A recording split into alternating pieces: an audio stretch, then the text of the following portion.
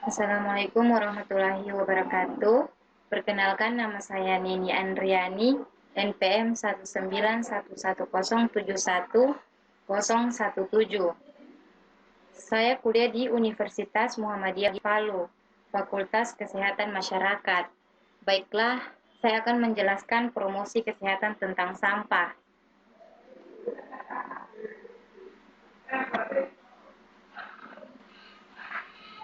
Yang pertama, pengertian sampah.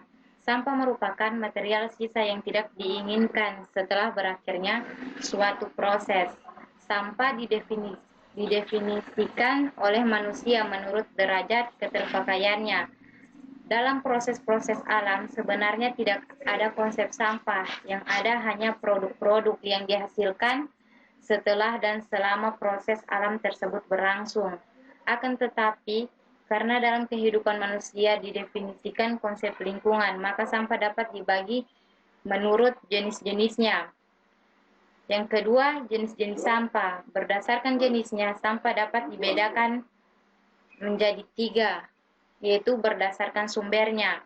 Berdasarkan sumbernya, terbagi lagi menjadi 6, yaitu sampah alam, sampah manusia, sampah konsumsi, sampah nuklir, sampah industri, sampah pertambangan.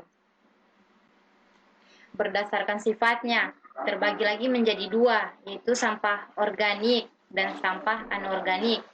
Sampah organik yaitu sampah yang mudah membusuk seperti sisa makanan, sayuran, daun-daun kering, dan sebagainya. Sampah ini dapat diolah sebagai lanjut menjadi kompos.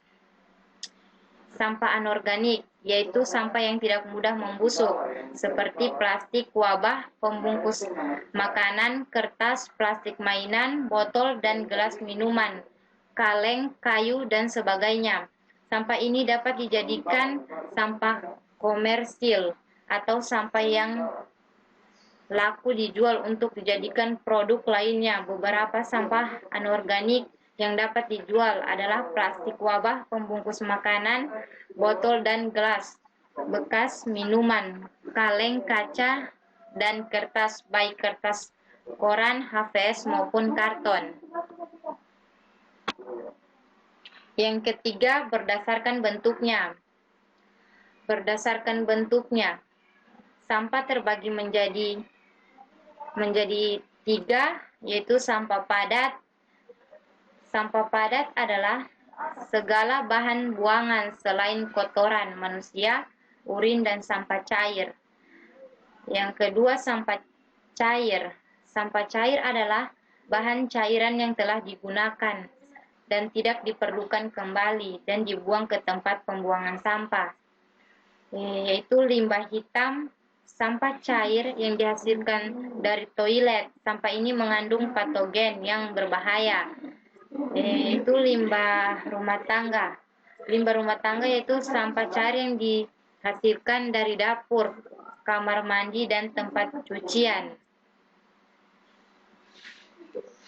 Sampah alam, sampah yang diproduksi di kehidupan liar diintegrasikan melalui proses daur ulang alami, seperti halnya daun-daun kering di hutan yang terurai menjadi tanah. Di luar kehidupan liar, sampah-sampah ini dapat menjadi masalah, misalnya daun-daun kering di lingkungan pemukiman.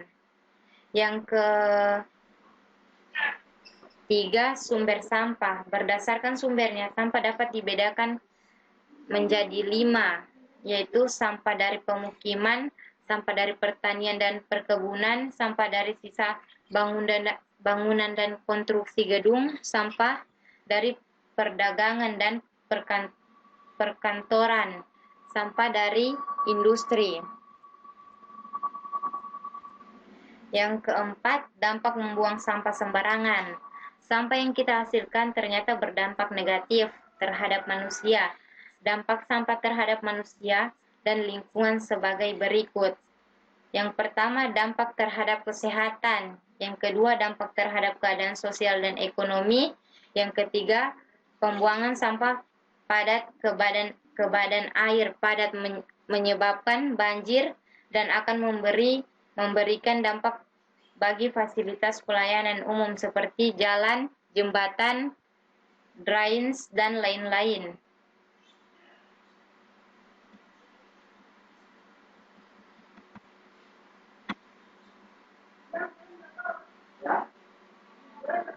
Yang kelima, solusi mengatasi sampah.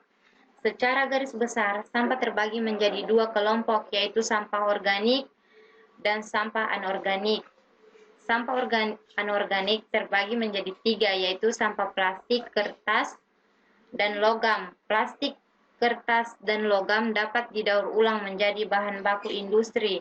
Sampah organik terdiri atas sampah dapur, yaitu sisa makanan, bagian sayur yang tidak digunakan, kulit buah, dan sebagainya. Sampah organik dapat membusuk apabila dibiarkan terlalu lama dalam tempat terbuka.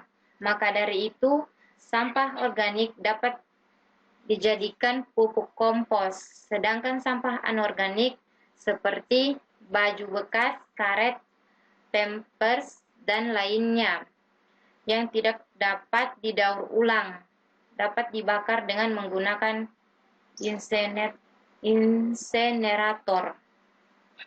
Sekian, hanya itu yang dapat saya sampaikan. Mohon maaf apabila ada kesalahan. Saya akhiri. Billahi taufiq wal hidayah. Wassalamualaikum warahmatullahi wabarakatuh.